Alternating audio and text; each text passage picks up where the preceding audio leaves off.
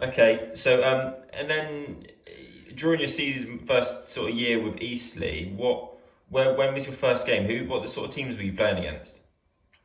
So I only made one or two appearances for Eastleigh first team, as you would. So we played against Aldershot, and at the time, obviously, Salisbury would have been in Eastleigh's league, etc. But I actually got sent out on loan during the middle of the season.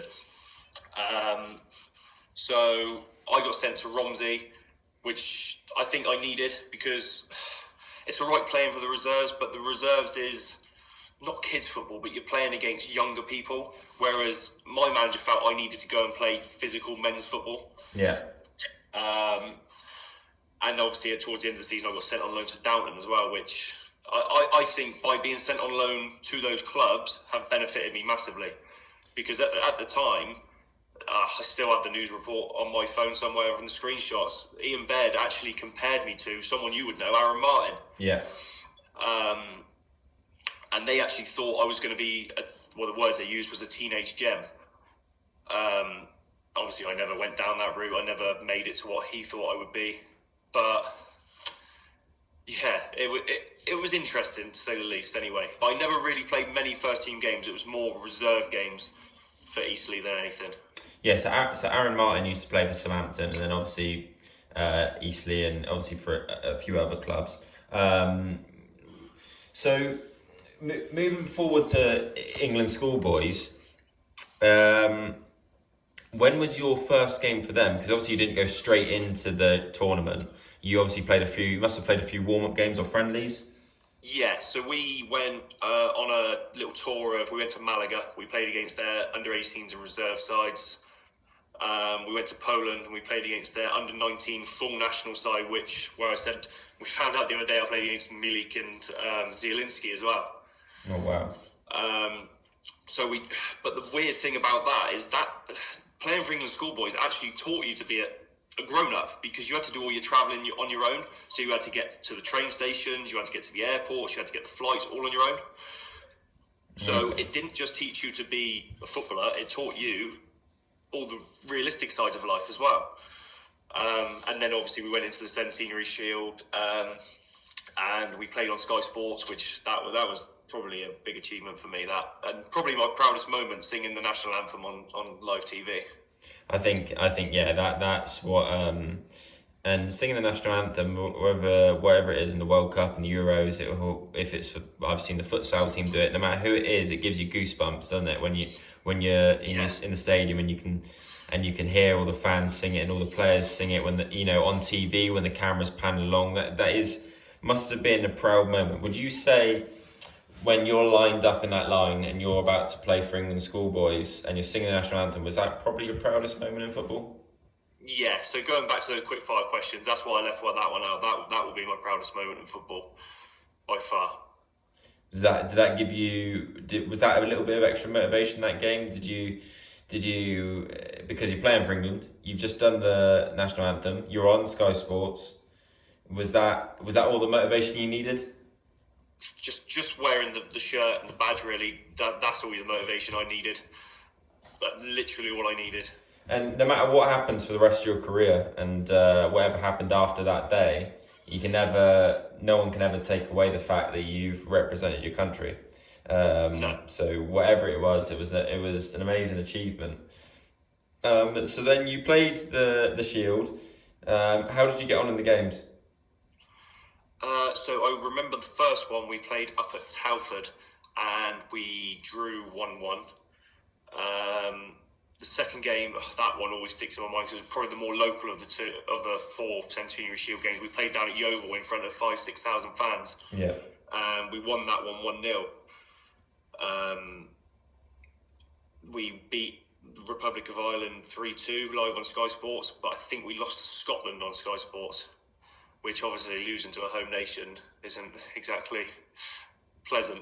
No, I can imagine, especially when it's the Scottish as well. I bet they enjoyed that. We were expected to whiz through the Centenary Shield. We were expected to win it because we had players. So we had a lad called Tom Boachi. He wasn't full English national, but he was an English citizen. But he was at Man City at the time. We had a few academy players, and honestly, we were expecting to blitz for it, but we didn't. And I think that just shows you just got to beat what side you put in front of you. You can't just go based on the fact of the players you've got.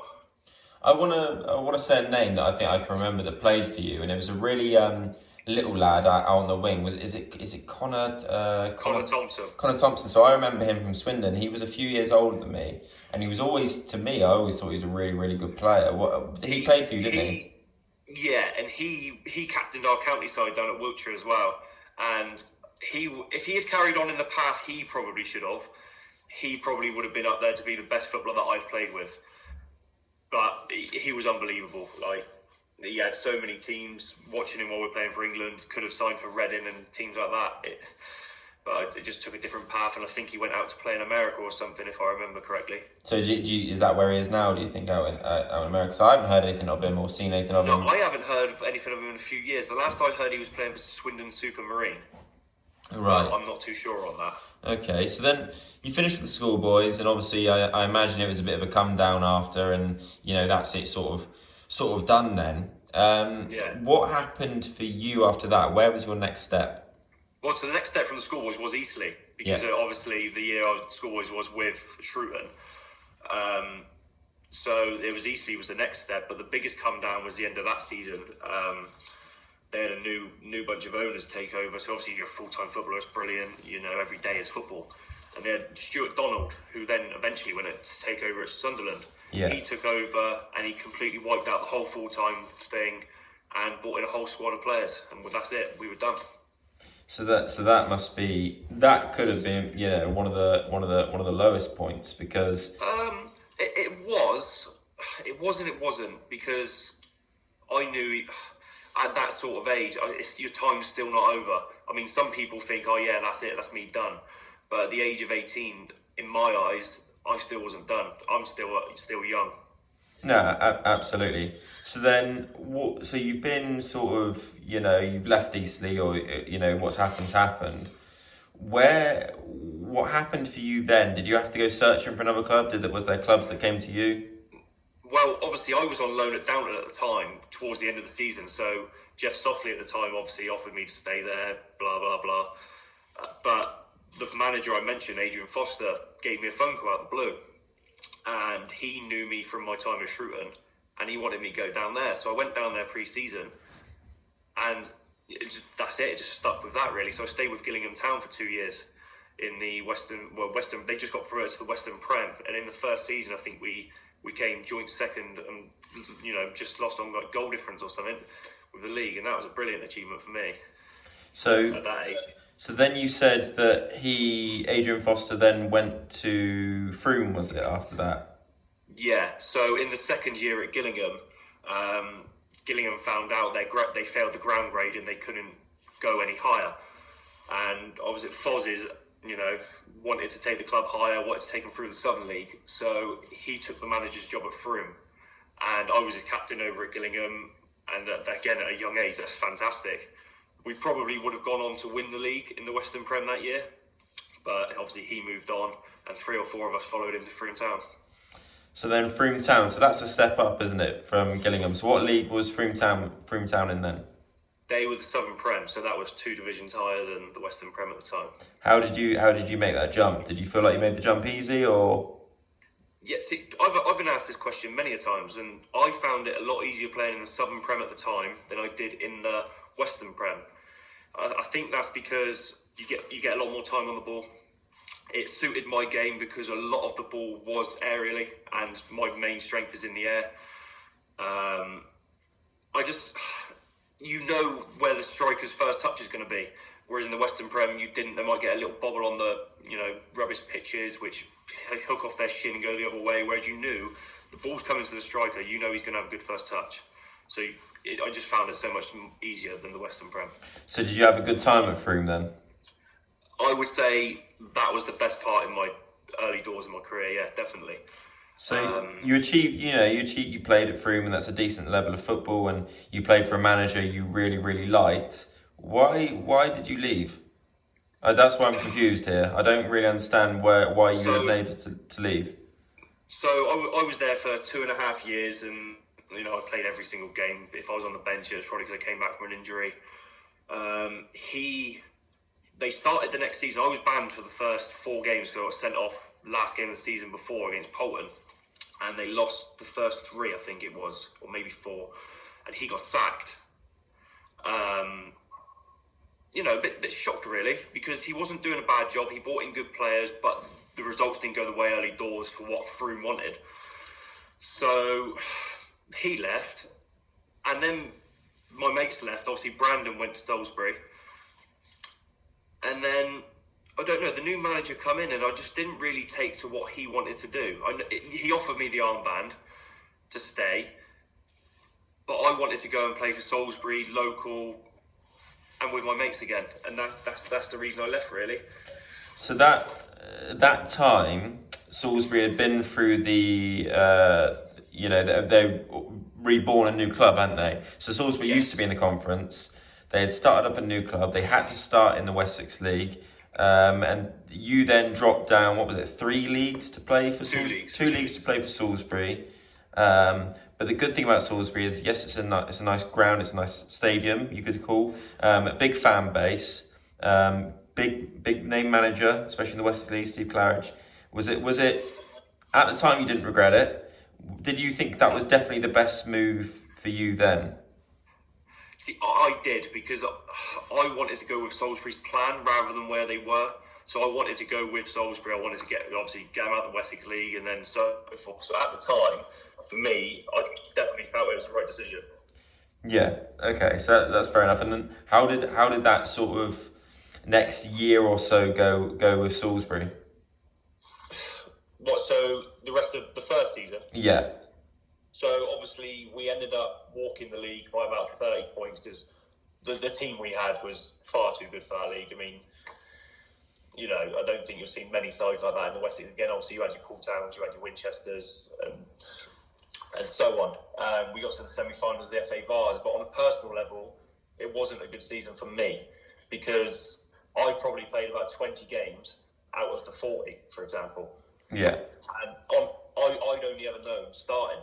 I'd never always consistently started, and I couldn't take to the fact of you'll be on the bench for a game, then you'd start, and then you might start a second one if you're lucky, but then you might miss 2, and I couldn't take to that. No, I don't think that's the way football should be done, and especially as a defender and as a goalkeeper and as a defensive unit, I think you need to play together consistently. I know that from I would want to have a group of 5 or 6 at the max that could fill in, that will play the most of the games at the back, because if you change it around too much, it's where you start conceding goals because players aren't used to playing with each other. So that's quite a tough one. So you said you got to the semi-final of the FA VALLIS. I know you lost to Hereford in that, and the game against Hereford, the away game, there must have been a few people there because obviously they're a big club as well. Yeah, see that game always sticks in my mind a little bit because I didn't even get put in the squad. We had Callum Brockway, who'd been out with a dislocated shoulder, and Claridge was, adamant he's going to start him. He was adamant he was fit, and even in training you could see he wasn't fit, and he ended up playing about 4 minutes and having to come off because he dislocated his shoulder again. Unbelievable. I do think Salisbury was the turning point for me for a slow decline in my game, because obviously towards the end of the season, when I was getting regular game time, when we'd already won the league, I obviously had my injury where I fractured my leg, or you could say it was a broken leg, I suppose, and damaged the ligaments and tendons in my ankle. So you say after that's where you could say a slow decline in football, if that's what you want to call it, happened. Where did you go after Salisbury? So after Salisbury, I went down to Weymouth for pre-season, but during the time of my injury, so I got injured in March, I got married in June and had my honeymoon. So there's a big period where I had done almost nothing. I was very unfit, got a lot fitter when I went down to Weymouth, but I found out going to Weymouth was a lot of travelling, especially for just training. But I ended up signing for Tottenham at the start of the season and ended up playing for Tottenham in the southern southwest, as you will, that year. Right. So then, how long did you stay at Tottenham for? Because obviously that's still a decent standard of football. Yeah. How long did you stay at Tottenham for? So that was probably my shortest spell at a club. because I signed for him obviously at the start of the season, and come, I think it was February, March, I don't really know what went on at the club. I knew that the original chairman was ill, and there was three or four of us. So me, there was Mike Gosney, Ashley Jarvis. We were all on contracts. So they cut the money, but they also tried cutting our money, which obviously, as you know, on a contract, you can't do that. Yeah. So I ended up just biting the bullet and leaving. I went down to Shaftesbury under Dave Coker. I obviously spoke to Steve Coffin because it was really good timing because they just lost the centre half. So spoke to Steve Coffin and ended up signing down to Shaftesbury. Okay, and obviously Shaftesbury's still a decent amount of travelling to do. You then ended up at Amesbury, didn't you, at some point? Back to almost where you started. Yes. And that was under Dave Coker again in Wessex Div 1. Halfway through that season, Dave Coker obviously left the club or got sacked or whatever happened. And this is where you found yourself managing a football team at 26 years old. Was it 25, 26 years 25. old? 25 years old in the Wessex League, while still captaining the side and playing, or did you find that the biggest challenge yet, managing a team? No, I didn't. So I'll put the record straight on this. I don't know what went on with Dave Coker in that, so I'm going to put this in this podcast. I don't have a clue what went on there. And obviously Gino gave me and Chris Raymond the side to run. It wasn't a big challenge because I always said, and I said it to you, that side didn't need managing the side we had. That side just needed guidance and a side put out. Because as long as that side knew what was going on, that side would get promoted. Yeah, and obviously I wasn't at Amesbury at the time, and you took over and we had a chat and whatever it was, and I ended up signing towards the end of the season just to sort of help you get promotion and play a few games and enjoy my football with mates. And I think you're right, when I joined it was a winning side, and and it was right down to the last game of the season where if we won the league. And we didn't, and that game sticks with me forever, but we still got promoted. So still, you've got promotion as a manager under your belt. Where does that sort of rank in achievements? Because obviously it's only the Wessex Div 1, but still a lot of managers won't do that. And you could say it was only half a season, but you could easily have folded. So where does that sort of rank? Well, when we actually took over, we won our first game in charge, and then we lost our second game, and then the third game was against Stoneham. And we knew if we had lost that game, the season would have been over there and then. But we ended up beating Stoneham and going on a run, whereas Stoneham lost 3 or 4 games, which obviously set us up to go into a title race towards the end. I wouldn't necessarily say managing that side to promotion was an achievement, because like I said, the team didn't need managing because it was that good. I would see it more as from a playing perspective, that was a good achievement for me.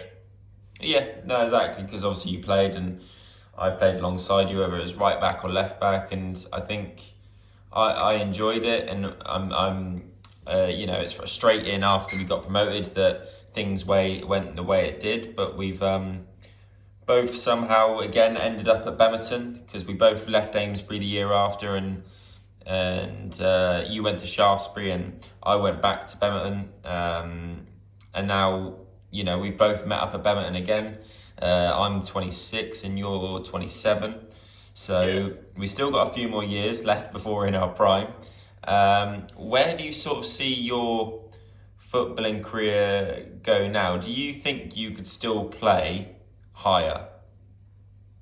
Whether I can play higher or want to play, I do want to play higher, but I have to get fit first. What's stopping you?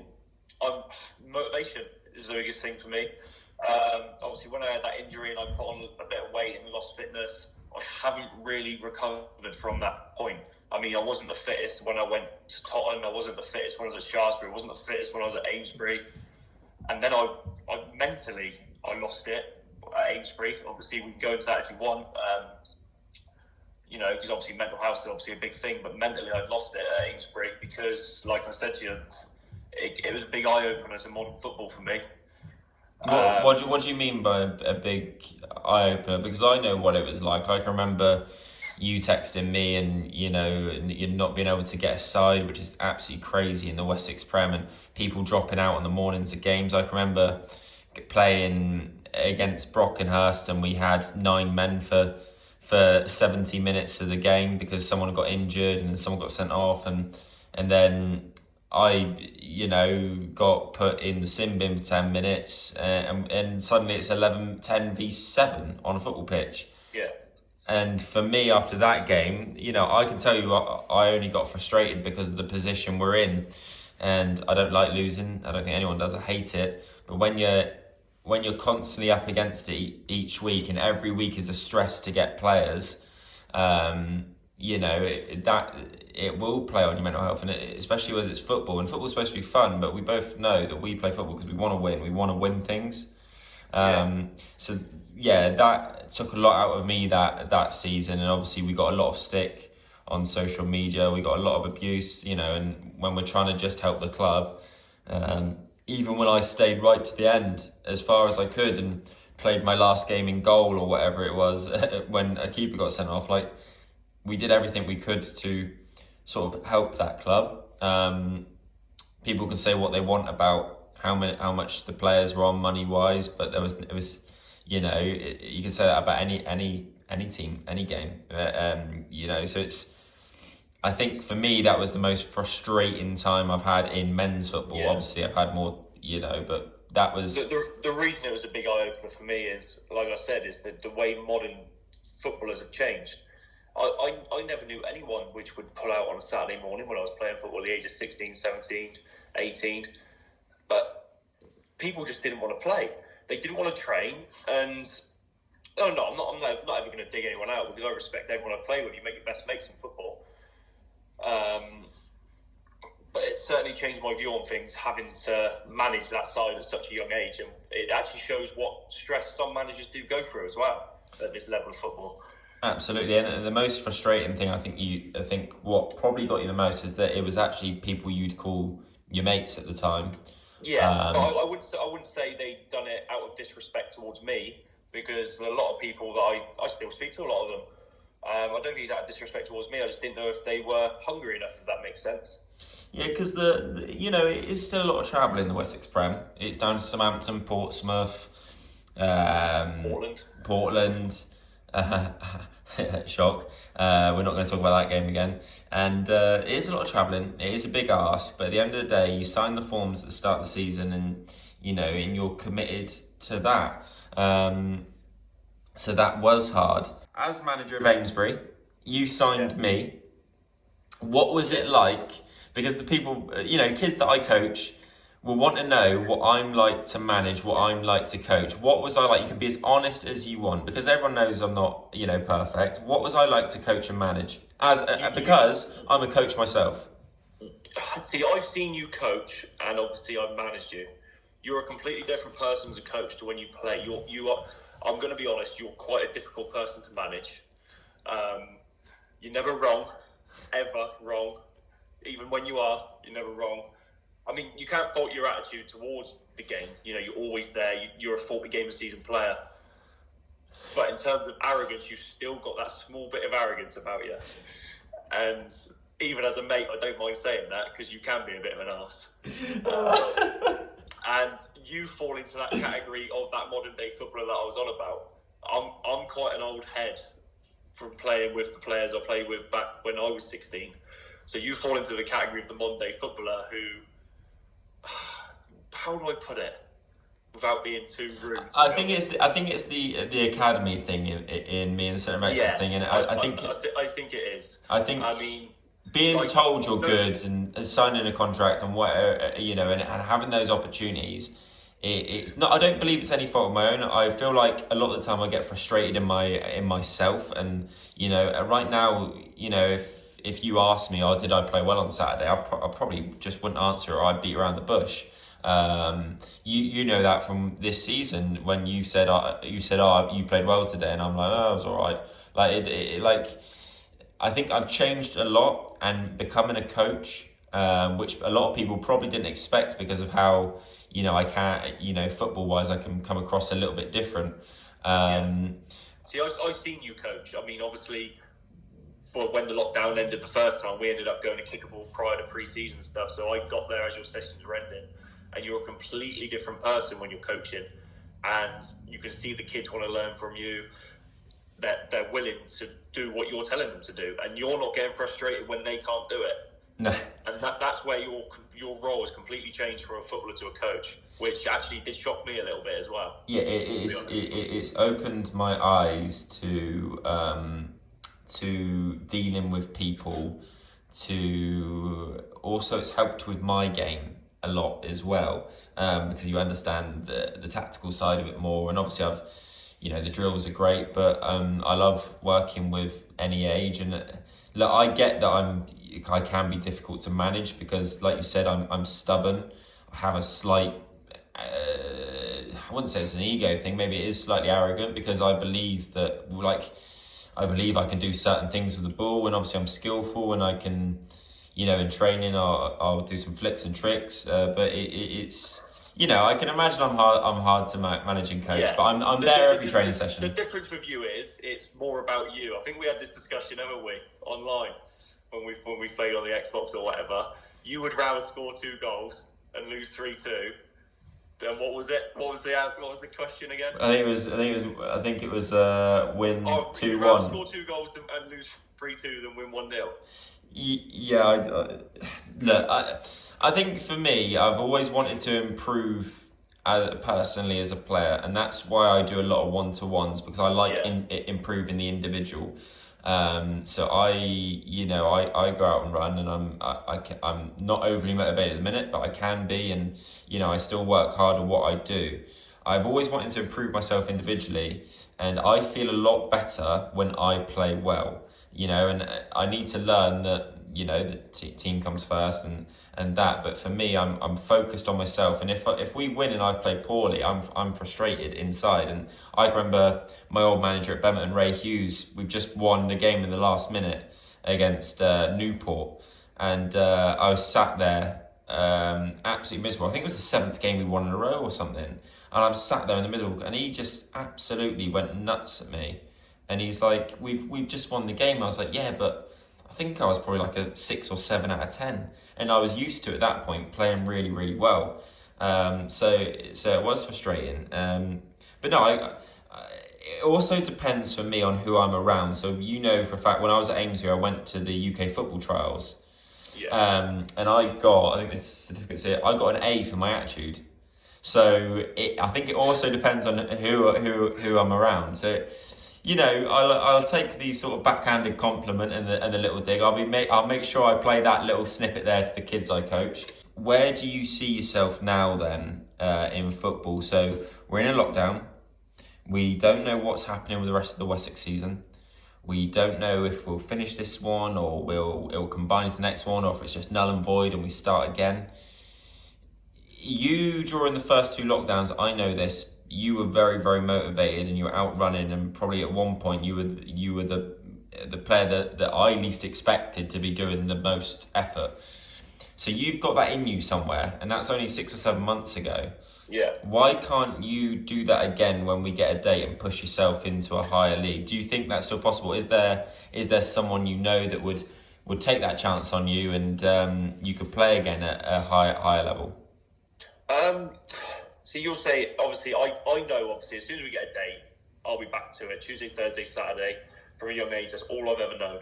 Tuesday, Thursday, Saturday is football days, nothing else. The biggest thing for me is getting myself fully fit to be able to play up those leagues again. Whether people think I'm good enough anymore, I mean, everyone has their opinion on me. I mean, until this podcast, people probably wouldn't know a lot about me because I stayed away from the local scene. To be honest, I don't really know what it's going to take to get me there, because as you know, I'm probably one of the most committed players around. I mean, I'm always early to games, even sometimes an hour early. Yeah, that's frustrating when I go to games with you. I like being on time, but Jack is very organised, and you've got all the attributes and the way you are, and the attitudes side of it to be at a top club, but it just seems to be that maybe like you said, the decline at Salisbury and having one bad sort of personal season has sent you down a little bit of a spiral. But there's no reason why, for a few of us, for people I know that are playing the Wessex League, that you can't still push yourself into the next couple of leagues. Because if you look at the teams we played against pre-season, we played against Salisbury, and we beat them. We played against, you played against Tottenham, we beat them. You played against Sholin, and you lost by one goal. So you can compete at that level against good players. So is that something you want to do? I do, yes, because I always feel like I'm a very old 27-year-old. Look, I've still got quite a few years left in me to make that extra push. It's just the unknown with football at the minute, and it's a difficult one to answer. But I do actually want to make that step up again, at least one more chance. Give myself one last try. If it doesn't work out, it doesn't work out. So you're at Bemerton at the minute. If this season doesn't finish, are you gonna be at Bemerton next season, or do you think that you can during the summer you can really push on and maybe give it a go at a higher level? I've put you on the absolute spot you've probably thrown me under the bus there. Yeah, but, and I'm going to do it. But let's face it, the reason I joined Bemerton was, obviously, I've spoke with Suss, and it was their plan. So Suss is obviously promotion king, wasn't he, at the time? He's obviously done it with Petersfield, and he's been successful as a manager. I liked his plan. With the side we have of going up from the Wessex to the Wessex Prem to the Southern League, that was what I was drawn into. I was drawn into the plan to go higher. I don't think you can answer any question on where players should come and go at this stage of the season, because I find it a bit silly players to come and go during this stage when there's no football going on. But as it stands, obviously. Okay. There was one reason I signed with Bemerton, and that was to push on with Bemerton. Okay, that's a fair enough answer. It's a very well thought out answer. I didn't even warn you that question was coming, so you passed that question. Look, I've ran out of questions. I think it's been really, really good, because obviously when I speak to people in football, a lot of them have been through the academy process.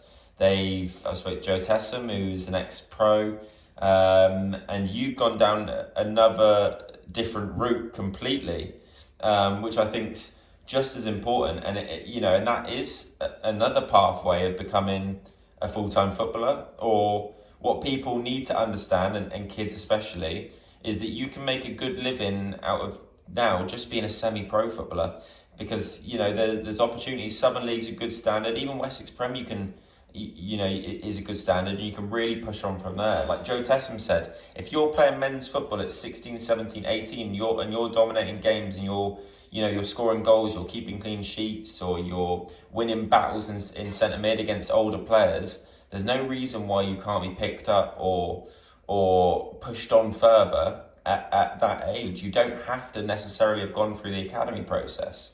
No, but I think the biggest thing for a youngster in terms of like the teams, you have to enjoy it. You have to enjoy football. Otherwise, what's the point? No, absolutely, it is. That's the thing that I always try and enforce, especially to the kids I coach now, is I want them to enjoy football as much as I did when I was their age, and I want to give them the opportunities and them to have the opportunities I did. And I think maybe at some point you might consider going into coaching as well. I think it would be a good idea, because you've got good experience, and I think players should hear that there's different sides to football. It's not all about just being in an academy and making it as a pro. There are other routes, there are other ways, there's so many different opportunities. Like, a lot of people might not know what England schoolboys are. So I'm really, really glad we had this chat. It's really, really interesting. Obviously, a lot of it I knew, but I think it's really good to get it on a podcast. So this will be up. We're recording this on, I think it's the 11th today, 10th or 11th. This will be up next week at some point. I've got Connor Miller, Northern Ireland international futsal player, coming out on Friday. I've then got Phil Burnson, ex-Team GB, He represented Team GB following Tuesday. The following Friday, I've got James Hibbard, who works for Hampshire Cricket and runs his own cricketing academy. He was also a professional cricketer. And then I believe I've got Joe Tessam again, but you'll probably be the one after James Hibbard. So we've got plenty to come. Really, really good ones. Really, really interesting. I'm trying to work out who else I can get. Probably get the lowest views with mine. No, I don't think I will. I think if I told a life story, I think I'll probably get the lowest views. So I think you'll be all right on that one. But Jack, I really appreciate it. Yeah, no problem.